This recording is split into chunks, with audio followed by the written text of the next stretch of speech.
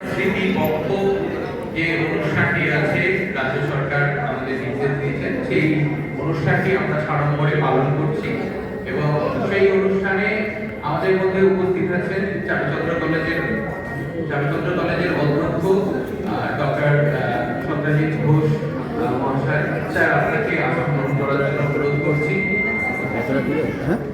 আমাদের মধ্যে উপস্থিত আছেন অধ্যাপক বিমল শঙ্কর নন্দ মহাশয়। স্যার, আপনাকেও আসন গ্রহণ করার জন্য অনুরোধ করছি। এবং আজ আমরা পেয়েছি আমাদের বিশিষ্ট অতিথি অধ্যাপক ডক্টর শুভদীপ গাঙ্গুলী মহাশয়। সবাই করতালি দিয়ে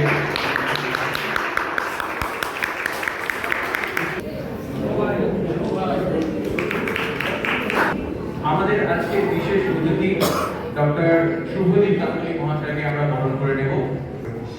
সবাই দিয়ে বরণ করে নেব।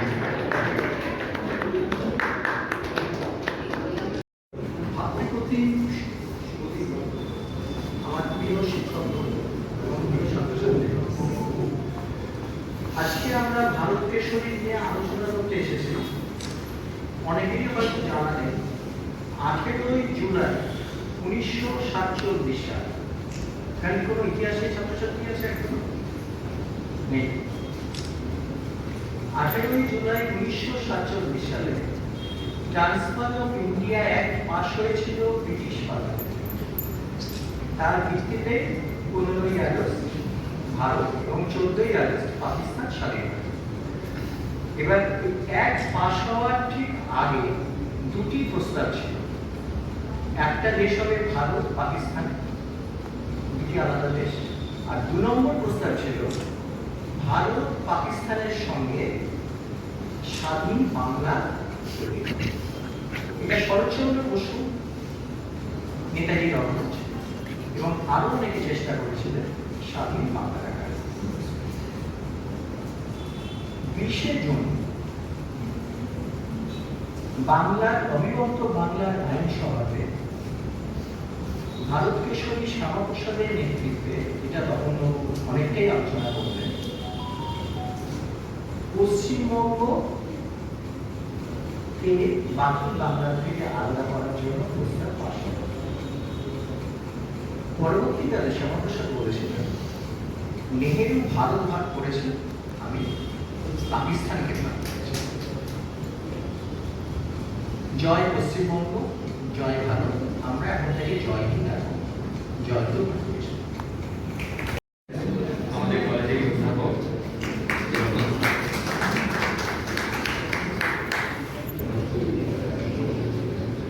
মঞ্চে উপস্থিত প্রিন্সিপাল স্যার, আমার অগ্রজ বিমলদা, অধ্যাপক বিমল শঙ্কর নন্দ মহাশয়, আমার রাষ্ট্রপতি শুভদীপ বাবু, যদিও উনি রাজনীতিতে বা শ্যামাপ্রসাদের উপর ওনার নিকনেম হচ্ছে ছোট শ্যামাপ্রসাদ, তাদের সবাইকে যথাযথ সম্মান এবং নমস্কার জানাই। আমার সামনে উপস্থিত আমার অধ্যাপক অধ্যাপিকা বৃন্দ, সাংবাদিক আমাদের স্নেহের ছাত্রছাত্রী, আজকে এই ভাবগম্ভীর পরিবেশে এরকম বক্তাদের বসিয়ে রেখে আমাকে আমার পক্ষে খুবই বিড়ম্বনার বিষয়। যাই হোক, আমি ঠিক 2 মিনিটের মধ্যে যতটুকু পারি বলে করব। যে মানুষটির কথা এখানে, যে মানুষটির মৃত্যুদিন উপলক্ষে আমরা জড়ো হয়েছি, উনি এক দেশে 2 নিশান, 2 বিধান এবং 2 প্রধান এর বিরোধিতা করে, তৎকালীন যুগে ছিল, এর বিরোধিতা করে আপনারা সবাই জানেন, মে 11, 1953 সালে বিনা পারমিটে কাশ্মীরে প্রবেশ করেছিলেন এবং ঠিক 40 দিনের মাথায় কাশ্মীরে বন্দি দশায় রহস্যময় পরিস্থিতিতে রহস্যজনকভাবে অবহেলায় এবং একেবারে বিনা চিকিৎসায় তার মৃতদেহ পাওয়া যায়। তিনি দেশের জন্য জীবন দিয়েছিলেন, দেশের অক্ষমতার জন্য জীবন দিয়েছিলেন। তাই সেই মানুষকে প্রথমেই প্রণাম জানানো এবং শ্রদ্ধা জানানো। উনি ছিলেন বলেই আমরা আজকে পশ্চিমবাংলায় বাস করতে পারছি, ভারতের অংশ হয়েছি, আমাদের ঠিকানা বাংলাদেশ হয়নি। তো এখানে তার সম্পর্কে বাঙালি কতটুকু অপপ্রচার করেছে, মানে একটা কিছু সেকশন আপনারা জানেন তারা তিনি নাকি সাম্প্রদায়িক ছিলেন, নজরুলের চিকিৎসার বন্দোবস্ত তিনি করেছিলেন, নজরুল সেই চিকিৎসা করে এবং তার ঋণ পরিশোধের ব্যবস্থাও তিনি করেছিলেন। ফজলুল হক করেননি, ফজলুল হক তাকে ধোঁকা দিয়েছিল। এরপরে নজরুল তাকে চিঠি লিখেছিলেন যে আপনি এবং সাংসদ বড় আপনি এবং সুভাষ এনার হাত ধরে ভারতের মুক্তি সূর্য উদিত হবে, সেই দিন আমি খুব কাছেই দেখতে চাচ্ছি। এটা নজরুলের বাণী। তিনি বঙ্গ বিভাজন করেছিলেন, হ্যাঁ এটা সত্যি, তিনি বঙ্গ বিভাজন করেছিলেন, কিন্তু সেই বঙ্গ হচ্ছে পাকিস্তানের পেটে ঢুকে যাওয়া বঙ্গ, পাকিস্তানের বিভাজন করেছিলেন, ভারতবর্ষের বঙ্গ বিভাজন তিনি করেন। পুরো পাকিস্তান, পুরো বঙ্গদেশ, অখণ্ড বঙ্গদেশ 126-90 ভোটে পাকিস্তানের অংশ হয়ে গেছিল। তারপর তিনি সেখান থেকে ভাগ করে 28-21 ভোটে হিন্দুরা ভাগ হয়ে গেছিল।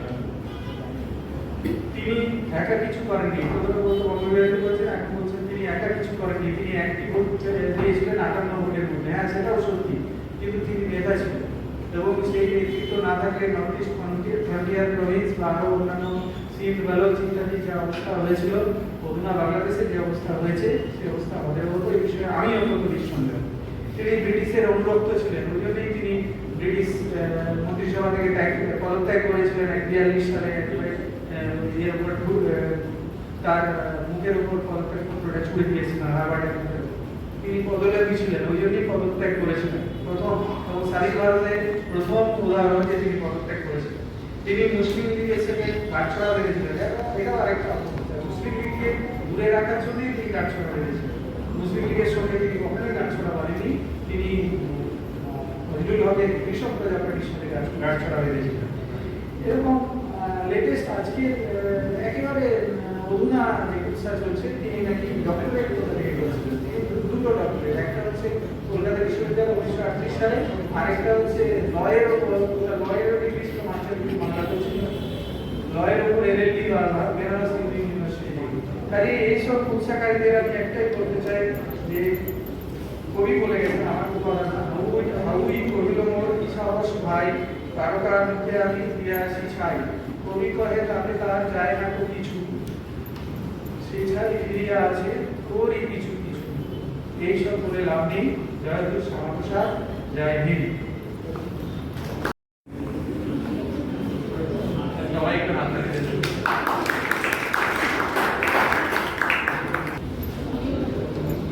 আমাকে বলার জন্য অনুরোধ করা আছে, কিন্তু আমি এখন কিছুই মানে রেডি নই দাঁড়াতে, যদিও কিন্তু মানে ভারতকেশরী শ্যামাপ্রসাদের সম্পর্কে যে সমস্ত জিনিসগুলো আগে বক্তারা উপহার দিলেন, মানে বক্তারা বক্তব্য রাখেন, সেগুলো তো এখন সবাই জানে।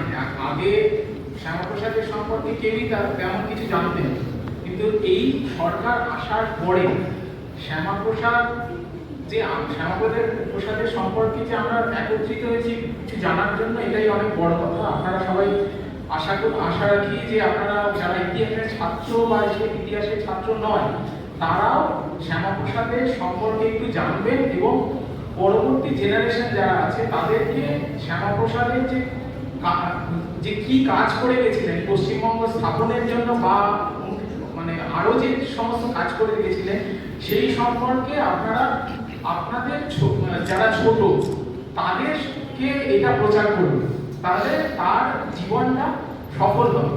যেটা এতদিন রাজনৈতিকভাবে চেপে রাখা হয়েছিল, সেটা আশা করি আগামী দিনে আগামী যে জেনারেশন সেটা তারা জানতে পারবে। নমস্কার। মঞ্চে উপবিষ্ট আমাদের কলেজের মাননীয় অধ্যক্ষ, মঞ্চে উপস্থিত আছেন আমার দীর্ঘদিনের পরিচিত বিদ্যাসাগর কলেজের শুভদীপ, সামনে রয়েছেন বিদ্যাসাগর মেট্রোপলিটন কলেজ থেকে আসা দুজন অধ্যাপক বন্ধু, আমার কলেজের আমার প্রিয় সহকর্মীরা, প্রিয় ছাত্রছাত্রীরা, শিক্ষাকর্মী এবং বাকি যারা আছেন প্রত্যেকে আমি আমার আন্তরিক অভিনন্দন জানাচ্ছি। যে বিষয়টা নিয়ে একটু চর্চা করার কথা বলা হয়েছে, আমাদের একেবারে রাষ্ট্রবিজ্ঞানের একজন শিক্ষকের দৃষ্টিকোণ থেকে আমি শ্যামাপ্রসাদের একটা অবজেক্টিভ অ্যানালিসিস করার চেষ্টা করব। ভারতের রাজনৈতিক শ্যামাপ্রসাদ ঠিক কোন জায়গাতে রয়েছে এবং কিভাবে তারা আমরা দেখতে পাই। যে কোনো অ্যাপ্রোচ থেকে শ্যামাপ্রসাদকে আমরা দেখতে পাই।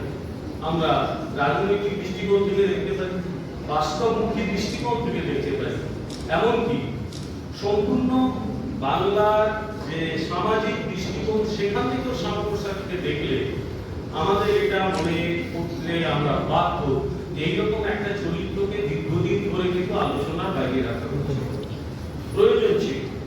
অতি সম্প্রতি শ্যামাপ্রসাদকে নিয়ে চর্চা প্রচুর বেড়েছে। ইতিমধ্যে দুটো ছোট বই আমার নজরে এসছে, এটা অবশ্যই রাজনৈতিক দৃষ্টিকোণ থেকে লেখা। তারা তাদের মতো আলোচনা করেছে। তারা শ্যামাপ্রসাদের ভূমিকা নিয়ে সেভাবে অতটা শ্যামাপ্রসাদের যে ভূমিকা আছে তারা মানতে চায়, গণতান্ত্রিক সমাজে সেটা তারা বলতেই পারে, সেখানে আমার বক্তব্য কিছু নেই। আমার বক্তব্য যে বর্তমান ভারতীয় রাজনৈতিক ব্যবস্থায় শ্যামাপ্রসাদকে আমরা কিভাবে রাখবো, বিশেষত পশ্চিম বাংলার সমাজ এবং রাজনৈতিক প্রেক্ষাপট। শ্যামাপ্রসাদ সম্পর্কে একটা কথা বারবার বলা হয়, তিনি বাংলার খেয়ে দিয়েছেন, বঙ্গভঙ্গের জন্য শ্যামাপ্রসাদ দায়ী। আমি একটু ঘুরিয়ে বলি যে পশ্চিমবঙ্গ সৃষ্টির জন্য শ্যামাপ্রসাদ দায়ী। হ্যাঁ, পশ্চিমবঙ্গ সৃষ্টির জন্য তো বাংলাকে ভাঙতেই হতো, কিন্তু আমি যদি নেগেটিভ অ্যাসপেক্ট থেকে দেখি তাহলে আমি বলবো যে বঙ্গভঙ্গের জন্য শ্যামাপ্রসাদ দায়ী। কিন্তু আমি পজিটিভ সেন্সে দেখতে চাই যে শ্যামাপ্রসাদ কিন্তু পশ্চিমবঙ্গ সৃষ্টি করার জন্য প্রাণপাত প্রচেষ্টা চালিয়েছিলেন। তার সঙ্গে সেই সময়কার বাংলার জাগ্রত মনীষা যারা শ্যামাপ্রসাদের সঙ্গে ছিলেন একসঙ্গে লড়াই করেছিলেন, এবং তারা সেই সময়কার দিকপাল বুদ্ধিজীবী ছিলেন। নাম কি? রমেশচন্দ্র মজুমদার, ডক্টর মেঘনাথ সাহা, শিশির কুমার মিত্র, সুনীতি কুমার চট্টোপাধ্যায়, যদুনাথ সরকার, এই মানুষগুলো শ্যামাপ্রসাদের সঙ্গে একই দাবি তুলেছিলেন। তাই শ্যামাপ্রসাদকে যদি বঙ্গভঙ্গের জন্য দায়ী করতে হয়, এদেরও দায়ী করতে হবে। আমি তাই অন্য দিক থেকে দেখি, শ্যামাপ্রসাদ কিন্তু পশ্চিমবঙ্গ সৃষ্টি করেছিলেন। শ্যামাপ্রসাদ সম্পর্কে একদম প্রথম বক্তা একটা কমন কনসেপশনের কথা বলে গেছেন, যেটা তৈরি করা হয়েছে, ডেভেলপ করা হয়েছে, যে শ্যামাপ্রসাদ সাম্প্রদায়িক ছিলেন। অর্থাৎ বিশেষ এক সাম্প্রদায়িক কাকে হবে, যে মানুষ তার নিজের ধর্মের বাইরে কিছু মানতে চায় না, সেই ধর্মকেই নিয়ে এগোতে চায়, বাকিদের একেবারে বেঁচে থাকার অধিকারটাকে অস্বীকার করে, সে হচ্ছে communal, community, religious community. Communal মানে একটা কমিউনিটিকে নিয়ে যে চলে। এখানে সেই কমিউনাল বলতে আমরা রিলিজিয়াস কমিউনিটিকেই একেবারে তুলে ধরা। শ্যামাপ্রসাদ কি সেটা সত্যি করেছিলেন? একের পর এক উদাহরণ দিয়ে শ্যামাপ্রসাদ জন্মেছিলেন 1901 সালে, আমরা সকলেই জানি, বিংশ শতাব্দীর শুরুর বছরটা, এবং মারা গিয়েছিলেন 1953 সালে। তো রহস্যজনক পরিস্থিতিতে তার মৃত্যু হয়েছিল। আগে বক্তা বলে গেছে, ডিটেইলে যাব। অর্থাৎ তার বয়স তখনও 52 হয়নি। 51 বছর 11 মাস বয়সে তিনি মারা যান। তার মধ্যে তিনি কি করেছিলেন? তার মধ্যে কেন্দ্রে তিনি শিল্পমন্ত্রী হয়েছিলেন। তার মধ্যে পশ্চিমবঙ্গে একটি রাজনৈতিক দলের দীর্ঘদিনের সভাপতিত্ব করেছিলেন, হিন্দু মহাসভা। তার মধ্যে মাত্র 33 বছর বয়সে কলকাতা বিশ্ববিদ্যালয়ের ভাইস চ্যান্সেলর হয়েছিলেন। তার মধ্যেই তিনি কিন্তু পশ্চিমবঙ্গ লেজিসলেটিভ অ্যাসেম্বলি, তখন বিধানসভার নামটা ব্যবহার করা হতো না, তাই লেজিসলেটিভ অ্যাসেম্বলি বলছি, তার দুবার মেম্বার হয়েছে। ওই বয়সের মধ্যে কিন্তু মাত্র 33 বছর বয়সে তিনি ভাইস চ্যান্সেলর হয়েছিলেন কলকাতা বিশ্ববিদ্যালয়। তো 1901 সালটা কি, ততদিনে ব্রিটিশ শাসন এদেশে দৃঢ়ভাবে প্রতিষ্ঠিত হয়ে গেছে। ব্রিটিশরা এখানকার সমাজ রাজনীতিকে তাদের মতো করে কবজায় নিয়ে নিয়েছে, এবং তৈরি হয়ে গেছে একটা শিক্ষিত মধ্যবিত্ত বুদ্ধিজীবী শ্রেণী। তার একটা অংশ তারা মনে করে আবেদন নিবেদনের মাধ্যমে সরকারকে, আমরা ব্রিটিশ সরকারকে বুঝিয়ে ভারতে উন্নতি করতে পারবো। আরেক শ্রেণীর উদ্ভব ঘটছে, তারা বলছে না, ব্রিটিশের বিরুদ্ধে অবিলম্বে আন্দোলন করা উচিত। যারা কংগ্রেসের ইতিহাস চর্চা করেন তারা জানেন, এদের আমরা কাউকে বলি নরমপন্থী, কাউকে বলি চরমপন্থী। তো এই নরমপন্থী চরমপন্থীর দ্বন্দ্ব কিন্তু তখন চলছে বাংলাতে বিশেষত। কারণ বাংলা, আপনারা জানেন, বাংলাতে প্রথম পশ্চিমী শিক্ষা বিস্তৃত হয়েছিল। পশ্চিমী শিক্ষা, ইংরেজি শিক্ষায় শিক্ষিত মধ্যবিত্ত বুদ্ধিজীবী শ্রেণী তারা কিন্তু বাংলায় তৈরি হয়ে গেছে। তারা এই যে ব্রিটিশ শাসনের খারাপ দিকগুলো সম্পর্কে বুঝতে শুরু করেছে, ব্রিটিশরা এখানে ভালো কিছু করছে না। কারণ তার বেশ কিছুদিন আগে দাদাভাই নওরোজি লিখে গেছেন poverty and un-British rule in India. অর্থাৎ ব্রিটিশরা এদেশ থেকে ট্রেনে করে যেরকম জল নিয়ে যায়, সম্পদ নিয়ে যাচ্ছে, ওটাকে আমরা ড্রেন থিওরি বলি। খুব জনপ্রিয় হয়েছে ওই তত্ত্ব। দাদাভাই নওরোজি নরমপন্থী ছিলেন, তিনিও কিন্তু ব্রিটিশকে অত্যন্ত শ্রদ্ধা করতেন। তাহলে আমাদের দাদাভাইকেও বলতে হয় দেশদ্রোহী। কিন্তু দাদাভাই নওরোজি ব্রিটিশ সরকারের সমর্থক হলেও তার বইয়ের নাম কি? Poverty and un British rule in India.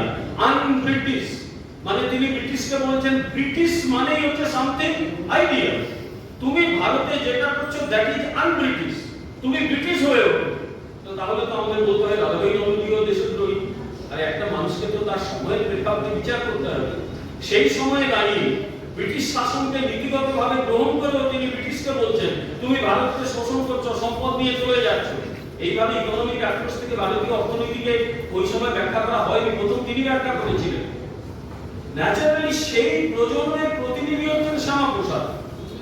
Ashutosh Mukhopadhyay বা শ্যামাপ্রসাদ মুখোপাধ্যায়ের পরিবার কিন্তু এসেছে হুগলি জেলা, যে হুগলি জেলা ভারতীয় নবজাগরণের একটা কি বলবো তীর্থক্ষেত্র বলা যেতে পারে, যেখান থেকে নবজাগরণের সূত্রপাত ঘটেছে। তাই আধুনিক মুক্ত ভাবনা শ্যামাপ্রসাদের মধ্যে ছিল। সেটা কোথায় প্রমাণ পাই? তিনি যখন কলকাতা বিশ্ববিদ্যালয়ের উপাচার্য, তিনি কিন্তু ইসলামিক হিস্ট্রি এন্ড কালচার সাবজেক্টটা প্রতিষ্ঠা করেছিলেন। গোটা ভারতবর্ষে কোন ইয়েতে রয়েছে আলিগড় মুসলিম ইউনিভার্সিটি ছাড়া কলকাতা বিশ্ববিদ্যালয়ের প্রথম তিনি স্থাপন করেছিলেন। তাই তাকে সম্প্রদায় করবো। কাজী নজরুলের উদাহরণ পূর্ববর্তী বক্তা দিয়েছিলেন। আরো আছে, তিনি বাংলা এবং বাঙালি সংস্কৃতি নিয়ে কতটা চিন্তিত ছিলেন। কলকাতা বিশ্ববিদ্যালয়ে রবীন্দ্রনাথকে ডেকে সমাবর্তনে বাংলায় ভাষণ দিয়েছিলেন, আপনি বাংলায় বলবেন। অনেকে আপত্তি করেছিল বাংলায় কেন, বাংলায় যখন হচ্ছে উনি বাংলায় ভাষণ দেবেন। এইরকম একটা লিবারাল মাইন্ডসেট শ্যামাপ্রসাদের মধ্যে ছিল। তাই কখনোই তাকে ওই সাধারণ একটা সাম্প্রদায়িকতার প্রেমে বাঁধা যায় না। তিনি লিবারেল ছিলেন। আর একটা কারণে লিবারেল ছিলেন, শ্যামাপ্রসাদের বাবা আশুতোষ মুখোপাধ্যায়। শ্যামাপ্রসাদ যখন মাত্র 23 বছর বয়স, তখন আশুতোষ মুখোপাধ্যায় মারা যান। আশুতোষ মুখোপাধ্যায় তার সবার জন্য অবারিত ছিল। তিনি আশুতোষ মুখোপাধ্যায় কি ছিলেন? তাহলে অনেকে উত্তর হবে তিনি কি ছিলেন না।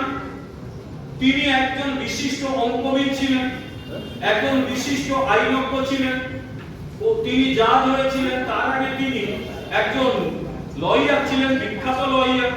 কলকাতা বিশ্ববিদ্যালয়ের উপাচার্য হয়েছিলেন, ম্যাথমেটিক্যাল সোসাইটি প্রতিষ্ঠা করেছিলেন। একটা মানুষ যতটা কিছু করতে পারে আশুতোষ মুখোপাধ্যায় সেটাই করেছিলেন। তো সেই জীবন তো শ্যামাপ্রসাদ দেখেছিলেন। আশুতোষ মুখোপাধ্যায়ের কাছে একজন ব্যক্তি আসতেন তার জুনিয়র হয়ে আইন শিখতে, যার কথা প্রথম বক্তা বলেছিলেন এ.কে. ফজলুল হক। ওই এ.কে. ফজলুল হক এক সময় বাংলার প্রিমিয়ার হয়েছিলেন। তখন মুখ্যমন্ত্রী বলা হতো না, প্রিমিয়ার বা প্রধানমন্ত্রী বলা হতো। এই এ.কে. ফজলুল হক ছোটবেলা থেকে শ্যামাপ্রসাদকে কোলে নিয়ে মানুষ করেছে। একবার একটা লেখায়, লেখাটা পারলে পড়ে নিতে পারেন, আনন্দবাজার পত্রিকার সাংবাদিক ছিলেন সুখরঞ্জন সেনগুপ্ত। তার একটা লেখাতে আছে যে শ্যামাপ্রসাদ মুখার্জি যখন ইয়েতে ভাষণ দিতেন, তখন একদিকে ফজলুল হক বিরোধী শ্যামাপ্রসাদ সেই ভাষণ শুনে একবার এসে জড়িয়ে ধরেছিল ফজলুল হক, যে তোরে ছোটবেলা থেকে বলে কই আসছি, আমি ভালো বাংলা ভাষা বলতে পারবো, বাংলা ভাষায় লেখা, তোরে ছোটবেলা থেকে বলে কই আসছি, আমার মতো খুশি আজকে কে আছে যে তুই এরকম একটা ভাষণ দিয়েছিস, তোর বাবার কাছে আইন শিখতাম তখন তুই আমার বলে বসতি। তো এইরকম একটা পরিবেশে শ্যামাপ্রসাদ মুখোপাধ্যায় বড় হয়েছে। তাই তাকে সাম্প্রদায়িক এই প্রেমের খেলাটা অসম্ভব। তাহলে শ্যামাপ্রসাদ মুখোপাধ্যায় মূল আমার বক্তব্য কি, শ্যামাপ্রসাদ একজন রাজনীতিবিদ, কিন্তু রাজনীতিতে পড়ে এসেছিলেন।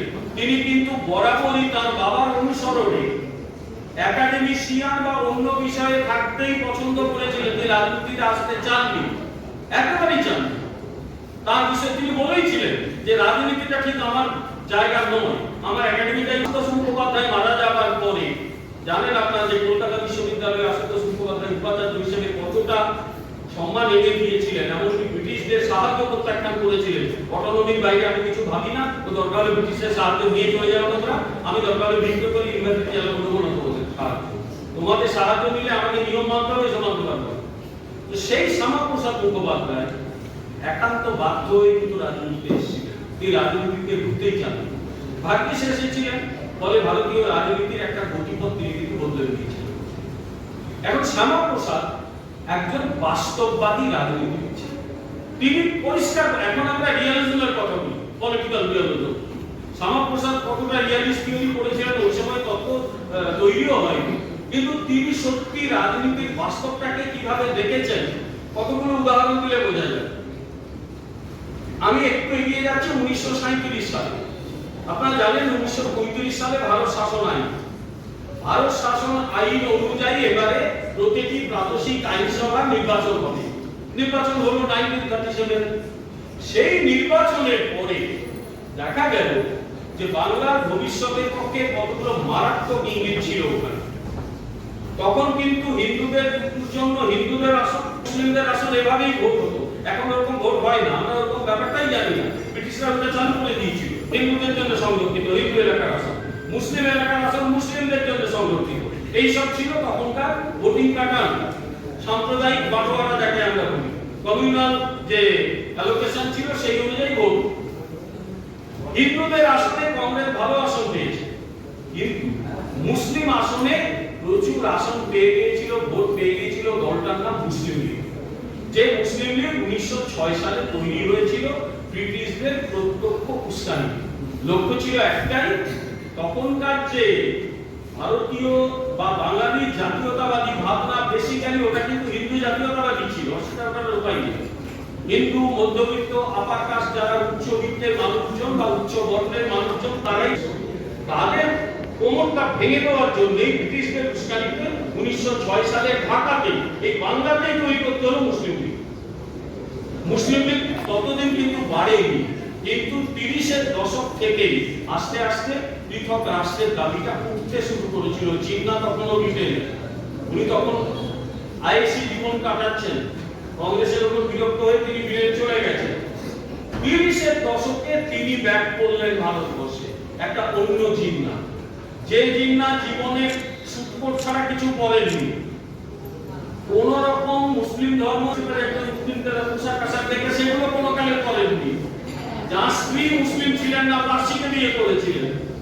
সেই জিন্না ভারতবর্ষে এসে প্রথম যে কাজটা করলেন, তিনি কিন্তু মুসলিমদের জন্য আলাদা রাষ্ট্র দাবি করা শুরু করলেন, যেটা আস্তে আস্তে ভারতবর্ষে বিভিন্ন সমাজে প্রভাব বিস্তার করলো, বিশেষত বাংলায়। 1937-এর ভোট, 1937-এ বাংলা প্রাদেশিক আইনসভা, আমি পাঞ্জাব আলোচনা করছি না, এখন এতটা সময় নিয়ে দেরি হয়ে যাবে, অনেকের বিরক্তি লাগতে পারে। পশ্চিমবঙ্গ মানে বাংলার, কখনো পশ্চিমবঙ্গ হয়নি, বাংলার যে প্রাদেশিক আইনসভা লেজিসলেটিভ অ্যাসেম্বলিতে কংগ্রেস ভালো আসন পেয়েছে, মুসলিম লীগ প্রচুর আসন এবং ভোট পেয়ে গেছে।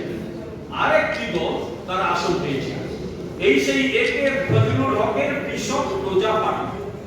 ফজলুল হক ইউজুয়ালি লিবারেল মুসলিম ছিলেন, তিনি ওসব গোড়ামি পছন্দ করতেন না, কিন্তু তার একটা পিকুলিয়ারিটি ছিল, তিনি ওই চেয়ারে বসা পছন্দ করতেন। কেউ তাকে মন্ত্রী করবে বলে দৌড়ে যেতেন তার দিকে। বললেন সেই মুসলিম লীগে, তাকে জিন্না নিয়ে চলে গেলেন লাহোরে, তাকে দিয়ে পাকিস্তান প্রস্তাব আনালেন ফজলুল হক। সেই সময় ফজলুল হকের নাম ছিল শেরে বাংলা, তার সমর্থকরা শেরে বাংলা জিন্দাবাদ বলছে। জিন্না তাকে বলছে, শোনো রে, তোমার এই বাক্যে খাঁচায় তুলে নিয়েছিল এখন আমার পকেটে, ওকে আর শেরে বাংলা বলো না। কিছুদিনের মধ্যেই তিনি আবার জিন্নার সঙ্গে চলে বেরিয়ে চলে এলেন ফজলুল হক। শ্যামাপ্রসাদ চেষ্টা করলেন যদি তাকে দিয়ে বাংলায় আরেকটা মন্ত্রিসভাকে মুসলিম লীগে আটকানো যায়, পারেননি। দ্বিতীয় বিশ্বযুদ্ধ শুরু হয়ে গেল, ব্রিটিশরা নিজের মতো করে কন্ট্রোল করলো, শেষ পর্যন্ত মন্ত্রিসভাটা ভেঙে গেল। ফলে শ্যামাপ্রসাদ কিন্তু বেসিক্যালি একজন বাস্তববাদী ছিলেন, যে বাস্তববাদ আমরা পাই। শ্যামাপ্রসাদ কখনো ভারত ভাগ চাননি। যদি দেখতে চান, আবার খুব বড় লেখা আছে, এটা নিয়ে পরে দেখাবো, যে শ্যামাপ্রসাদ 1946 সাল পর্যন্ত বিলাট টু পোস্ট দৌড়েছেন যে ভারতকে ভাগ করবেন না, সর্বনাশ হয়ে যাবে। কারণ বিষয় হলো বাংলায় হিন্দু মুসলিম এমন ভাবে ভাগ করে আমরা ওদের আলাদা করতে পারবো না, যেটাই ভাগ করি না কেন সেখানে অন্য সম্প্রদায়ের মানুষ এফেক্টেড হবে। এবং তারপরে তিনি এমনকি 1946-এ জিন্নার সঙ্গে নিজে দেখা করেছেন যে কেন আপনি বারবার পাকিস্তান চাইছেন। বেরিয়ে এসে বলছেন যে হবে না, জিন্না অন্য বোঝানো যাচ্ছে না, কংগ্রেসই পারলো না, আমি কি পারবো?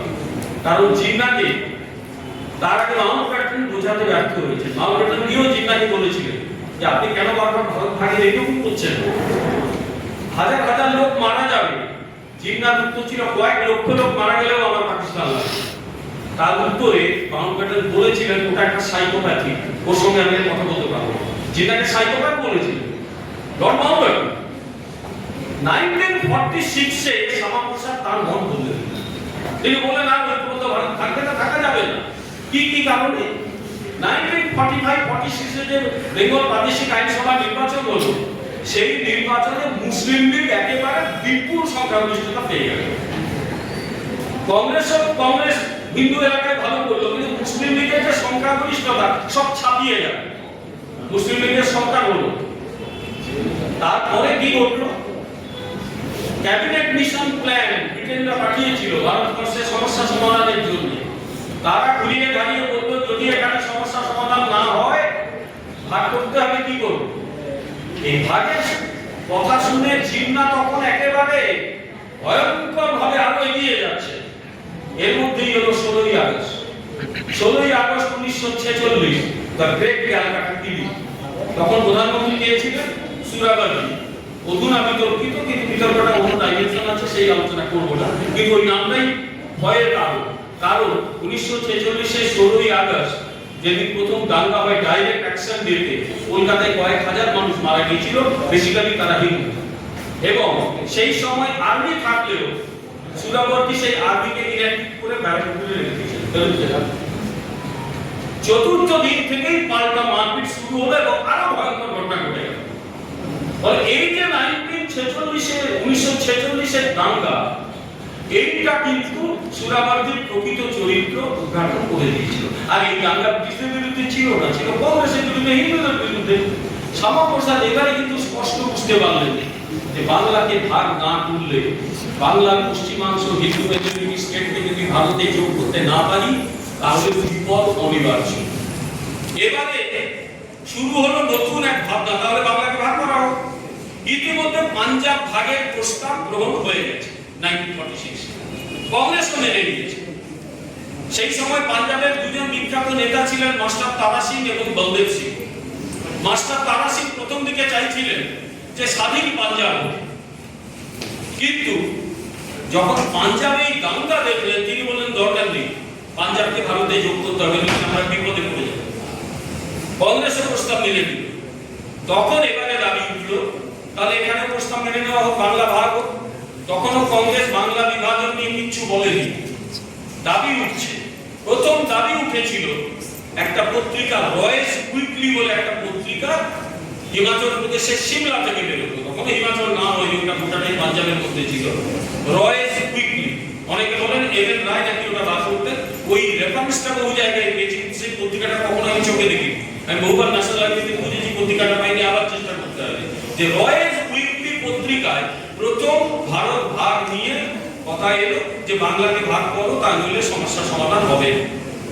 দুটি পত্রিকা, দুটি বা তিনটি বলতে পারি, একটি অমৃতবাজার পত্রিকা, একটি যুগান্তর, সিরিজ অফ আর্টিকেলস প্রকাশিত হতে লাগলো যে বাংলাকে কেন ভাগ করা দরকার, হিন্দু মুসলিম ডিভিশন যদি হয়েছে করে দাও, রাখা যাবে না, এক থাকার যাবে। তারপরে অমৃতবাজার পত্রিকা, তারা একটা ওই সময় তারা নিয়েছিল, ভোট নিয়েছিল নিউজ পেপারে। 98% মানুষ বলেছিল না বাংলাকে ভাগ করে থাকা যাবে না।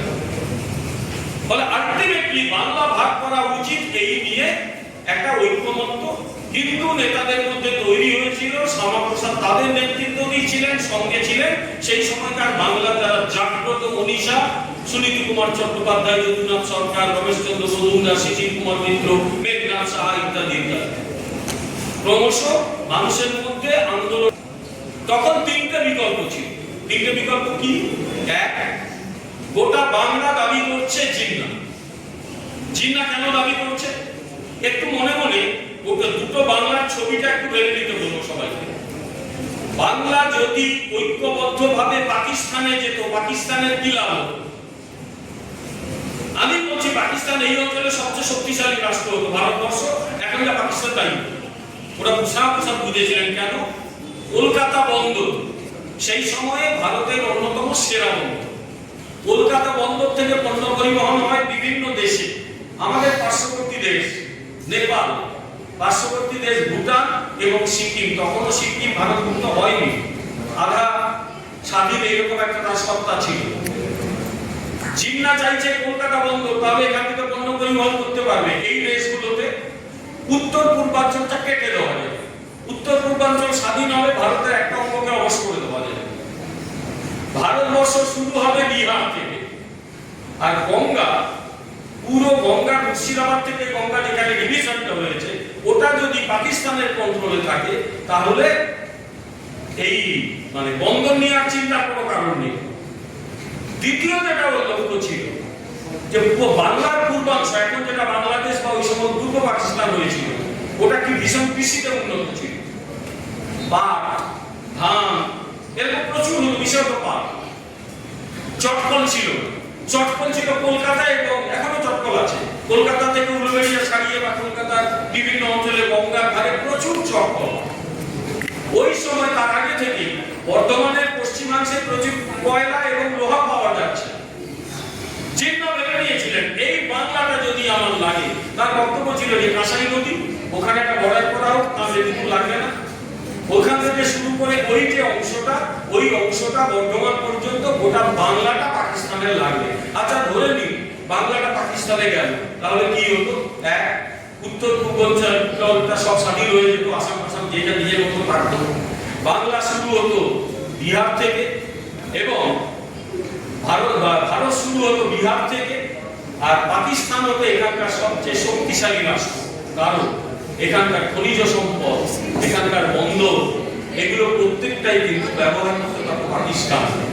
পাকিস্তান অন্যতম সেরা শক্তি হতো। দেখুন, আপনি জিন্নাকে পছন্দ করুন না করুন, তিনি যে একজন ধুরন্ধর রাজনীতিবিদ সেদিকে সন্দেহ কোনো জায়গা নেই। জীবনে জেল খাটেনি, জীবনে একটা মিছিল করেনি, গান্ধীর মতো এতবার অনশন করেনি, কিন্তু একদম পাকিস্তান নিয়ে একটা লোক বেরিয়ে গেল, তাকে ধুরন্ধর না বললে কি বলবো?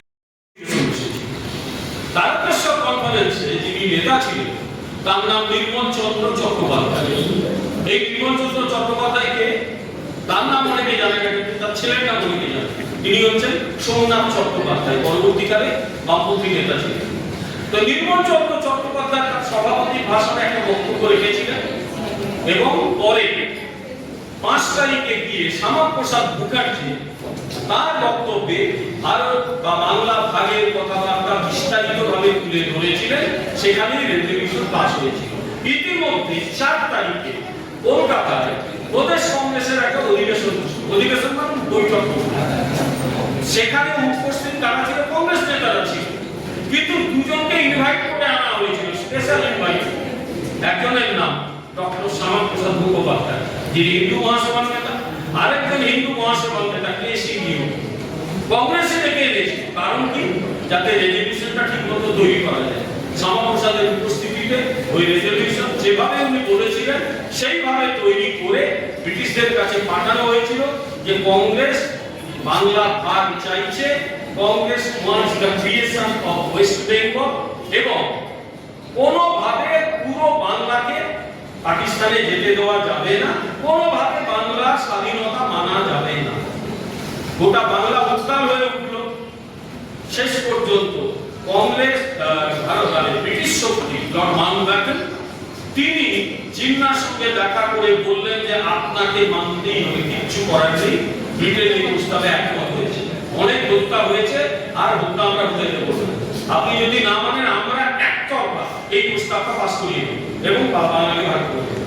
রাতারাতি কমিশন তৈরি হলো।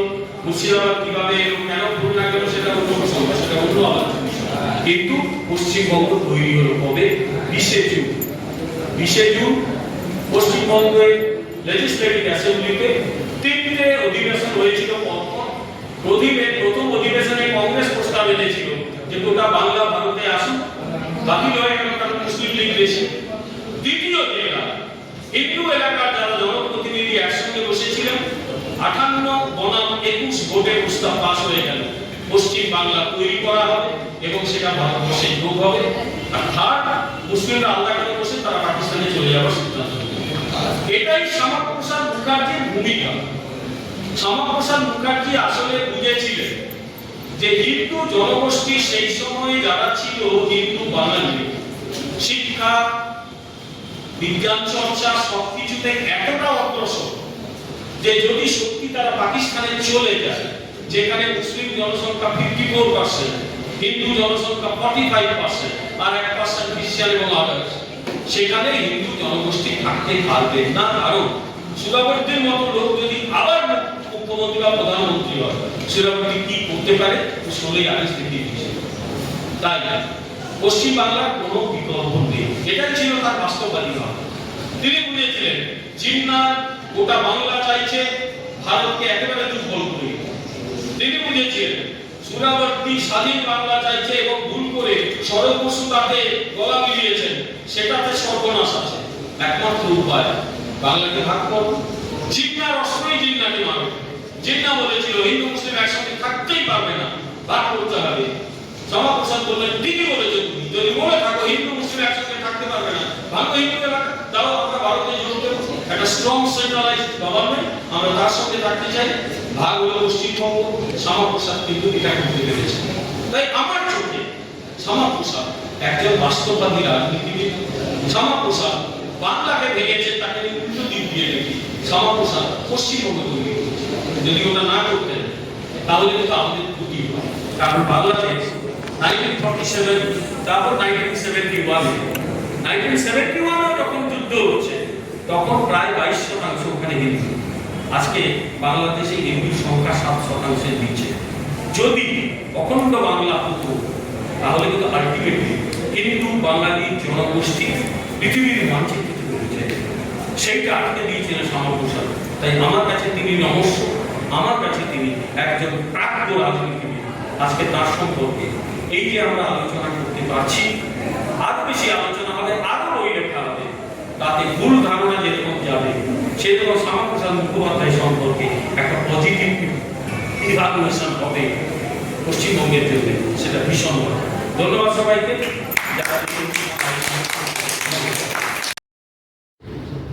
মাননীয় অধ্যাপক, অধ্যক্ষ এবং অন্যান্য অধ্যাপক অধ্যাপিকা, আমার স্নেহে ছাত্রছাত্রীরা, বিশেষ করে রাজনৈতিকভাবে আমার দীর্ঘদিনের সাথী অধ্যাপক বিমল শঙ্কর নন্দ, আমি তোমাদের বিমতা কিছুক্ষণ আগে শ্যামাপ্রসাদ মুখোপাধ্যায়ের রাজনৈতিক জীবন, তার দূরদর্শিতা ইত্যাদি প্রসঙ্গে কিছু কথা বলে গিয়েছে। আমি সেই প্রসঙ্গে বেশি আলোচনা করে বলেছি যে একটা বিন্দু শুধু ছেড়ে যাব।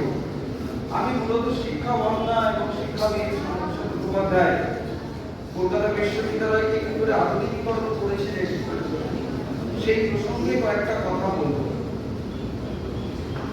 দেখো, যে কলেজটিতে আজকে তোমরা পড়ছো, এই কলেজটি থেকে ঠিক 2.1 কিলোমিটার বাড়িটির অ্যাড্রেস হলো 77 নম্বর আশুতোষ মুখার্জি, তৎকালীন রসায়ন, সালটা 1901, 6 জুলাই। আশুতোষ মুখোপাধ্যায়ের প্রথম সন্তান হিসেবে, প্রথম পুত্র হিসেবে, দাদা তৃতীয় সন্তান হিসেবে ওই বাড়িতে দোতলাতে তখনকার দিনে পুরনো অভিযান ও বনেদি বাড়িতে বা অন্যান্য জায়গাতে বাড়ির বাইরে হতো, কিন্তু বনেদি বাড়িগুলোতে বাড়ির মধ্যেই একটি পৃথক ঘর থাকতো, যেটাকে আবদ্ধ বলা হয়। আর বিগত 4 জুলাই একটি পরিবর্তিত পরিস্থিতি তৈরি হলো এবং সারা বাংলা শ্যামাপ্রসাদময় হয়ে উঠল। 1926 সালে যখন ব্যারিস্টার হয়ে ইংল্যান্ড থেকে ফিরলেন, সেই সময় আশুতোষ মুখার্জি শূন্য সিনেট পোস্টে সিনেট সদস্য নির্বাচিত হলেন। বয়স কত? 25 বছর। তোমাদের থেকে কত দায়িত্বটা কত সেটা।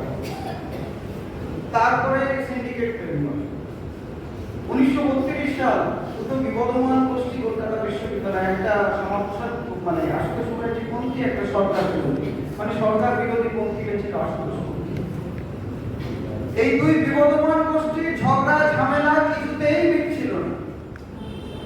প্রফুল্ল রায় জানতেন, মেঘনাথ সাহা জানতেন, মেঘনাথ সাহা কোন দলের নেতা? মেঘনাথ সাহা আরএসপি। মেঘনাথ সাহা বিশ্ববিদ্যালয়ের প্রশাসনে শরীর ছিলেন শ্যামাপ্রসাদ মুখোপাধ্যায়, হিন্দু মহাসমাজে। যদিও তিনি বিশ্ববিদ্যালয় অঙ্গনে যখন প্রবেশ করেছেন, 29 সালে যে নির্বাচন উনি জিতেছিলেন পরবর্তীতে কংগ্রেসের সমর্থনে, এবং তারপর সেটা থেকে রেজিগনেশন দিয়ে উনি ইন্ডিপেন্ডেন্ট ক্যান্ডিডেট হিসেবে বিশ্ববিদ্যালয় থেকে নির্বাচিত হয়েছিলেন। আমি যদি খুব ভুল না বলে থাকি 1 বছরের মধ্যে। কিন্তু বিশ্ববিদ্যালয়ে যখন তিনি প্রশাসক পদে আসীন হন, তখন কিন্তু তিনি কোনো রাজনৈতিক সংস্রব রাখেননি। সেই সময় কলকাতা বিশ্ববিদ্যালয়ে আশুতোষ মুখার্জিও যা পারেননি তা শ্যামাপ্রসাদ মুখোপাধ্যায় করে গিয়েছিলেন। 1932 সালে রবীন্দ্রনাথকে 2 বছরের জন্য লেকচার দেওয়ার জন্য কলকাতা বিশ্ববিদ্যালয়ে নিয়ে এসেছিলেন। রবীন্দ্রনাথ পড়াতেন মানুষের ধর্ম। এখানে আরেকটা কথা বলি, তাহলে জানতে বা বুঝতে সুবিধা হবে।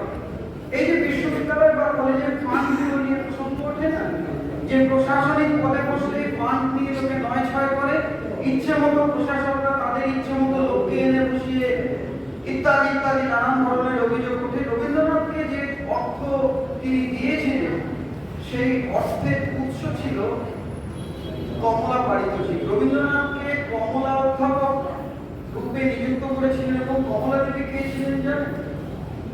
কমলা দেবী ছিলেন আশুতোষ মুখোপাধ্যায়ের বড় মেয়ে, যিনি মারা যান।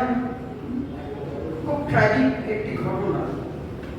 এবং কমলা দেবীর মৃত্যুর ঠিক পরপরই আশুতোষ মুখোপাধ্যায় সেই শোক নিতে পারেননি। আশুতোষ মুখোপাধ্যায়ের মৃত্যু হয় 1924 সালে। এই কমলা অধ্যাপক মুখার্জি পরিবারের অর্থের একটা সংরক্ষিত অর্থের অর্থ ভান্ডার, যেটা থেকে রবীন্দ্রনাথকে নিয়ে এসে তিনি পারিতোষিক দিয়েছিলেন। আরো একটি উদাহরণ, আরেকটি কথা বলে যাই, কলকাতা বিশ্ববিদ্যালয়ের জন্য কি করেছিলেন তা তো বিস্তারিত ভাবে বলাই যায়। 40টা সিদ্ধান্ত নিয়েছিলেন। এখানে একজন ফিজিক্সের মাস্টার মশাই আছে, তার ডিপার্টমেন্টে অ্যাপ্লাইড ফিজিক্স, এরিয়া ফিজিক্সের ডক্টরেট সমর্থন করা। এখানে কেমিস্ট্রি মাস্টার মশাই বসে আছেন, অ্যাপ্লাইড কেমিস্ট্রি ডিপার্টমেন্টটা পরবর্তীকালে কেমিক্যাল টেকনোলজি এবং কেমিক্যাল ইঞ্জিনিয়ারিং দুটো বিভাগে বিভক্ত হয়ে যায়, সেটাও তার করা। আমি এখানে বলতে এসেছি ফিজিওলজি ডিপার্টমেন্ট 1935 সালে শ্যামাপ্রসাদ মুখোপাধ্যায় রেজলিউশন করে রাজাবাড়া ক্যাম্পাসে নিয়ে এসেছিলেন। অজস্র এখান থেকে ঢিলছড়া দূরত্বে বিহারীলাল কলেজ, বিহারীলাল মিত্রের থেকে অধিগ্রহণ করে কলকাতা বিশ্ববিদ্যালয়ের আন্ডারে এই কলেজটি কেন করেছিলেন জানো? শ্যামাপ্রসাদ মুখার্জি নারী শিক্ষার জন্য কিছু করেনি, এই ন্যারেটিভ তৈরি হচ্ছে। মহিলারা স্কুলে পড়ানোটা সেফেস্ট শ্যামাপ্রসাদ মুখোপাধ্যায় মনে করতেন, এবং উনি ভারতবর্ষের সেই ব্যক্তি যিনি পিটি প্রবর্তন করেছিলেন কলকাতা বিশ্ববিদ্যালয়ের অধীনে, এবং এই পিটি মহিলাদের পড়াবার জন্য বিহারীলাল কলেজ প্রতিষ্ঠা করেছিলেন উনি। মহিলাদের জন্য কিছুই করেননি শ্যামাপ্রসাদ।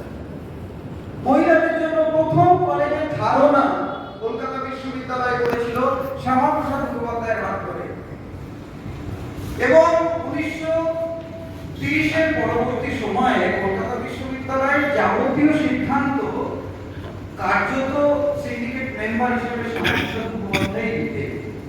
সেই প্রসঙ্গে তৎকালীন সময়ে যারা কলকাতা বিশ্ববিদ্যালয়ের সকল মাথা ছিলেন, তারা বলেছিলেন 1934 সালে the de facto vice chancellor has become the unique vice chancellor on 8 August 1934. প্রফুল্ল রায়কে কয়রা অধ্যাপক নিযুক্ত করা, পারিতোষিকের ব্যবস্থা করা। আরেকটি ছোট ঘটনা বলি, কলকাতা বিশ্ববিদ্যালয়ের মানোন্নয়নের ক্ষেত্রে আর আমার নিজের ব্যক্তিগত অভিজ্ঞতার কথা একটা শেয়ার করে আমি শেষ করব। কলকাতা বিশ্ববিদ্যালয়ে মানোন্নয়নের ক্ষেত্রে একটি ঘটনা, অ্যাপ্লাইড ম্যাথমেটিক্সের একজন মাস্টার মশাই, এটা আজকের দিনে কেউ ভাবতেই পারবেন না। এমএসসি প্রশ্নপত্র তখন এমএ বলতো, ম্যাথমেটিক্সেও এমএই প্রশ্নপত্র ভুল। ছাত্ররা অভিযোগ করল অন্য উপাচার্য বলে তৎকালীন সময় কি এটাকে পাত্তা দিত, বা এখন বর্তমান সময় কি সেটাকে পাত্তা দেওয়া হয়? হয় না। মাস্টারমশাই ভুল করেছে, এরকম হয়। উনি বেনারস হিন্দু ইউনিভার্সিটি থেকে এক্সপার্ট আনালেন।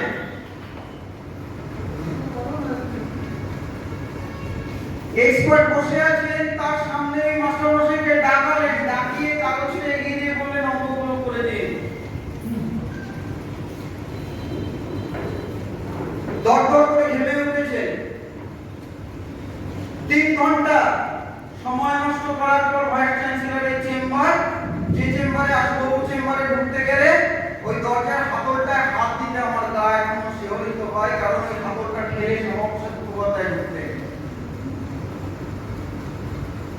35 বছর বয়সের যুবক ওনাকে বলছেন আমার ঘর থেকে বেরিয়ে যাওয়ার সময় আমার সেক্রেটারির কাছ থেকে চিঠিটা নিয়ে যাবেন, আপনার টার্মিনেশন লেটার রেডি আছে, কালকে থেকে কলকাতা বিশ্ববিদ্যালয়ে ঢুকবেন না। কলকাতা বিশ্ববিদ্যালয়ে তারাই পড়াবেন যারা কলকাতা বিশ্ববিদ্যালয়ে পড়াবার যোগ্য। যে মধ্য এবং নিম্ন মেধার চর্চা সারা পশ্চিমবঙ্গ ব্যাপী শিক্ষা ব্যবস্থায় ছড়িয়ে পড়েছে, শিক্ষক নিয়োগ দুর্নীতি এবং তারও আগে কলকাতা বিশ্ববিদ্যালয়ের বিভিন্ন বিভাগ, আমি খুব দায়িত্ব নিয়ে বলছি, সরকার তদন্ত করলেই দেখতে পারবে, যারা হয়তো উচ্চ প্রাথমিক স্তর থেকে বিদ্যালয় স্তর অতিক্রম করার ক্ষমতা রাখে না, তারা কলকাতা বিশ্ববিদ্যালয়ে পড়াচ্ছেন বিভিন্ন ডিপার্টমেন্টে। আমাদের মাননীয় মন্ত্রীও একই কথা বলেছে। তারা সমস্যাদের প্রসঙ্গে পর্যালোচনা বলেছি যে আমার মাথার উপরে নীলবাতিটা কেন গাড়িটা ঘুরছে, নীল আলোটা ঘুরছে, তখন লালবাতি ছিল। দারুণ মজা, আমার পাশের বাড়ির লোক দেখছে বারান্দায় দাঁড়িয়ে, আমি ভিভিআইপি বা ভিআইপি। শ্যামাপ্রসাদ মুখোপাধ্যায় এবং আশুতোষ মুখোপাধ্যায় ফ্রিডম গাড়ি করে কলকাতা বিশ্ববিদ্যালয়ে যেতেন, তাদের মাথার উপর লালবাতি ঘুরতো না, অথচ সেই দুজন ব্যক্তি কিন্তু কলকাতা বিশ্ববিদ্যালয়ের রূপকার। আর 57 জন উপাচার্যের মধ্যে 55 জন উপাচার্য সম্পর্কে আমার অ্যানালিসিস হলো ওই নীল লাল বাতি যার মাথায় চেপেছে তার মাথা থেকে বুদ্ধি অবলুপ্ত হয়েছে, এবং ব্যক্তিগত দায়িত্ব করে এই দুই ব্যক্তি কলকাতা বিশ্ববিদ্যালয়ের যে উচ্চতায় কলকাতা বিশ্ববিদ্যালয়কে নিয়ে গিয়েছিলেন, নিজেদের ব্যক্তিগত অর্থ ব্যয় করে কলকাতা বিশ্ববিদ্যালয়ের মানোন্নয়নের সঙ্গে না তাদের আর্থিকতা জড়িয়েছিল। রাজাবাজার ক্যাম্পাসে সকাল 9টা থেকে উনি কলকাতা বিশ্ববিদ্যালয়ে আসতেন, রাত 9টায় বেরোতেন। রাজাবাজার ক্যাম্পাসের সামনে তখনই বালিগঞ্জ সায়েন্স কলেজ তৈরি হয়নি। সন্ধ্যেবেলায় অপলক দৃষ্টিতে ফুটপাতের উল্টো দিক থেকে রাজাবাজারের দিকে তাকিয়ে থাকতেন। ভালোবাসা, আর্থিক টান, প্রশাসক এমনই হয়। কলকাতা বিশ্ববিদ্যালয়ের 2টো টার্মেই উপাচার্য সুদ সমেত স্যালারি ফেরত দিয়ে গেছিলেন কলকাতা বিশ্ববিদ্যালয়কে। কলকাতা বিশ্ববিদ্যালয়কে বাড়ি ডোনেট করা থেকে শুরু করে কোলে মার্কেট পর্যন্ত যে বিস্তারিত জমি এবং সম্পত্তি কলকাতা বিশ্ববিদ্যালয়ে, যার অধিকাংশ বেদখল রয়েছে, সমস্তটা শ্যামাপ্রসাদ মুখার্জির আমলে। ভাষণ পরে শুনবো, জ্ঞান পরে শুনবো, আগে বলুন 35 বছর প্লাস 15 বছর রাজত্ব করার পর এই কোলে মার্কেটের সম্পত্তি উদ্ধার করবার ক্ষেত্রে আপনাদের অবদান কি? যে সম্পত্তি শ্যামাপ্রসাদ মুখোপাধ্যায় প্রতিষ্ঠা করে দিয়ে গেছিলেন, সেই সম্পত্তি বেদখলের জন্য কে বা কারা দায়ী, তার উত্তর দিন, আগে তারপরে জ্ঞান শুনবো। আর যেটা বিমল একটু আগে বলছিলেন, 58 জনের মধ্যে 55 প্লাস 2 প্লাস 1, তারকেশ্বর অধিবেশন যদি না হতো, তারকেশ্বর অধিবেশনে 400 কর্মীকে 3 সপ্তাহের মধ্যে 10,000, তারপরে 4 মাসে 1 লাখে পরিণত করা, যে আন্দোলন সারা বাংলা জুড়ে ছড়িয়ে পড়েছিল, সেই আন্দোলনের হোতার নাম শ্যামাপ্রসাদ মুখোপাধ্যায়। গঙ্গার পূর্ব প্রান্ত পর্যন্ত বসে আপনারা আজকে যারা লেজ নাড়িয়ে নাড়িয়ে বলছেন যে শ্যামাপ্রসাদ সাম্প্রদায়িক, শ্যামাপ্রসাদ মুখোপাধ্যায় নাম থাকলে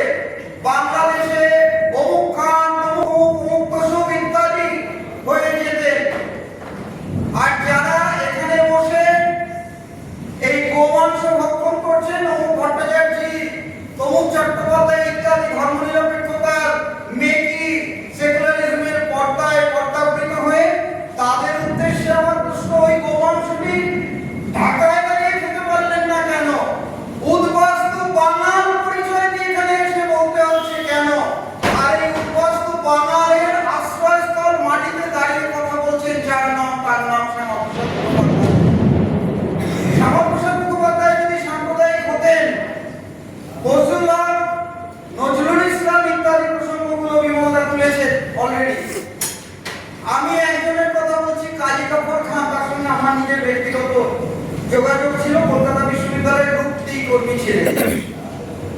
আমাদের কেওড়াতলা মহাশ্মশানে আজকের দিনে আমরা প্রত্যেক বছর সকালবেলা মাল্যদান করতে যাই। আমি অতি বৃদ্ধ এই ভদ্রলোককে কেওড়াতলা মহাশ্মশানে দেখেছি, বছরের পর বছর আসতে, মারা গেছেন বছর চারেক আগে। আজকে তার ছেলেও এসেছে, আজকেও এসেছে, আমার সঙ্গে একটু আগেও কথা হয়েছে। কলকাতা বিশ্ববিদ্যালয়ের মালি ছিলেন, বাগানে, তাও ক্যাজুয়াল। একদিন বাগানে কাজ করার সময় শ্যামাপ্রসাদ মুখোপাধ্যায় ইন্ডিভিজুয়াল প্রত্যেকের খবর রাখতেন। একজন প্রশাসক, তিনি অধ্যক্ষই হন বা উপাচার্যই হন, অভিভাবক হতে হয় সবার আগে। শ্যামাপ্রসাদ মুখোপাধ্যায় কলকাতা বিশ্ববিদ্যালয়ের মানে প্রত্যেকের অভিভাবক ছিলেন। নিচে নেমে এসে বাগানে দাঁড়িয়ে দেখছেন অন্যমনস্ক, উনি তার চেম্বারে ডেকে পাঠালেন। বলছেন 13 জন ভাই বোনকে রেখে তার বাবা মা মারা গেছে, ছেলেটির বয়স তখন 14 বছর, কাজ করছে বাগানে। শ্যামাপ্রসাদ মুখোপাধ্যায় বলেছিলেন যে তুমি তো এখনো নাবালক,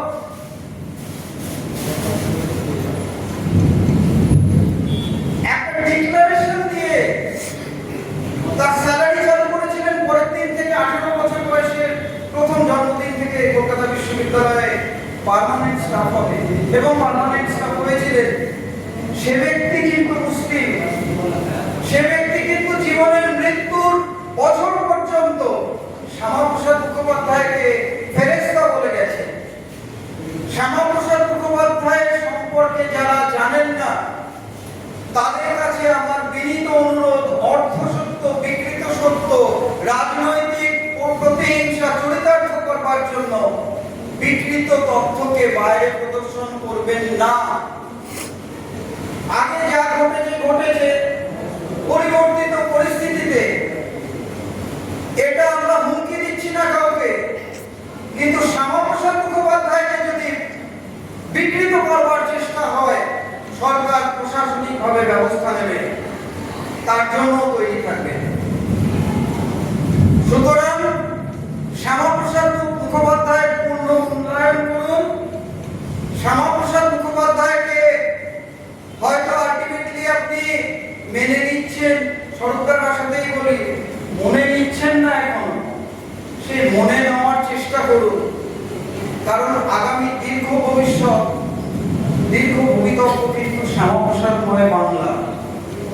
যার মন থেকে মানতে কষ্ট, তার মনকে সংশোধন করুন। যার মনে নিতে অসুবিধা হচ্ছে, তার মনে স্থিতলি হয়ে মননে গাঁথবার চেষ্টা করুন। কিন্তু শ্যামাপ্রসাদকে আপনাকে মানতেই হবে, এটাই আপনার ভবিষ্যৎ, পশ্চিমবঙ্গের ভবিষ্যৎ, পশ্চিমবঙ্গের প্রতিটি শিক্ষা প্রতিষ্ঠানের।